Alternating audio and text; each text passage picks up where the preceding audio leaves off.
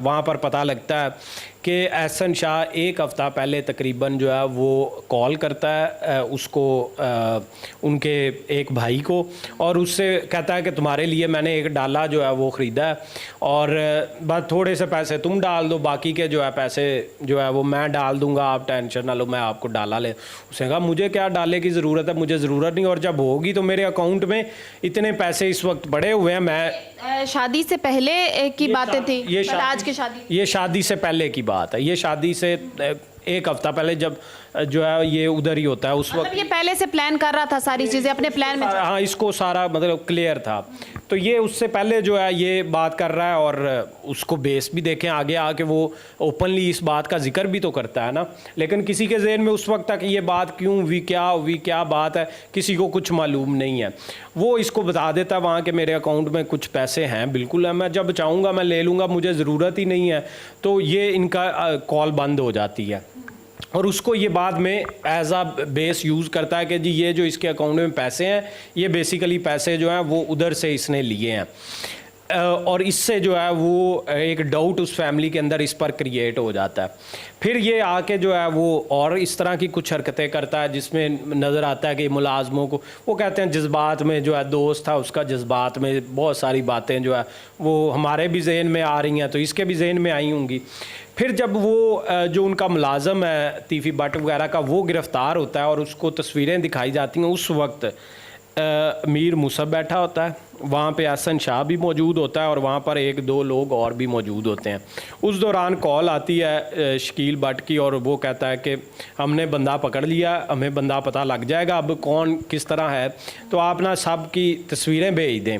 वो सब की तस्वीरें भेज देता है। वहाँ पर एहसन शाह जो है वो शकील भट्ट को पता लग जाता है कि वो उसने पहचान जो है और इसका नाम डेढ़े का गद्दार रखा हुआ था। उसने कहा कि इसका नाम तुम्हें पता है? शकील भट्ट ने उससे पूछा उस मुलाजम से, वो कहा मुझे तो नहीं पता, लेकिन ये कहते होते थे कि डेढ़े का एक गद्दार आ रहा है आज,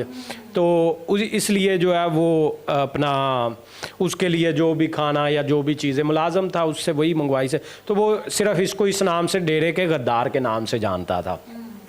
उसने इसको पहचान लिया, लेकिन शकील भट्ट साहब ने जो है वो एक सियानत की, आप कहें कि ये उस वक्त उनके साथ बैठा हुआ था जब वो कॉल करता है, तो वो कहता है कि मुझे पता लग गया बंदा कौन है, लेकिन आप जो है ना अभी नाम नहीं लेना आपने किसी से, बंदा जो है वो कोई बाहर का ही है, वो अंदर का नाम भी नहीं लेता कि कोई अंदर का, कोई बाहर का बंदा है, उनके ही बंदों ने ये ना काम किया। तो इसके ज़हन में ये जाती है कि शायद उनका आपस में जो उनके बंदों ने किया, और ऑब्वियसली ये तो एक क्लियर सी बात है, तो अंदर का बंदा नहीं है तो मैं तो क्लियर हो जाता हूँ, वहाँ डिस्कशन होती। लेकिन ये फिर तजस्सुस में दोबारा फिर मीर मुसब से पूछता है कि आप बताएं कौन है बंदा वो जो उनका, जिसको इन्होंने पकड़ा है या जो आगे बंदे हैं। वो कहता है छोड़ें अभी जो है वो कोई नहीं, वो बताएंगे बाद में ये वो। अच्छा, ये जाता है और वहाँ पे जाके आपको पता होगा कि इसने अपनी पाँव पे जो है फायर मार लेता है। अब एक डाउट, दूसरा मीर मुसब को भी डाउट हो जाता है, तीसरा जो है वो फिर ये जिस तरह की एक्टिंग कर रहा होता है, फिर ये जब मार लेता है फायर,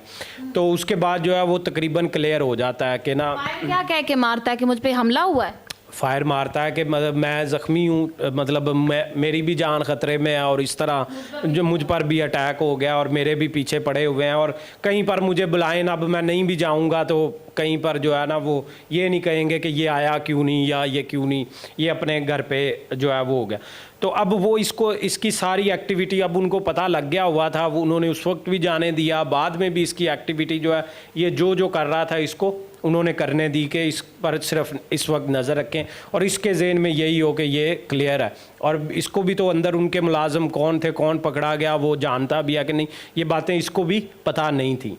अब उस फैमिली को ये भी ज़्यादा इस पे जो रंज था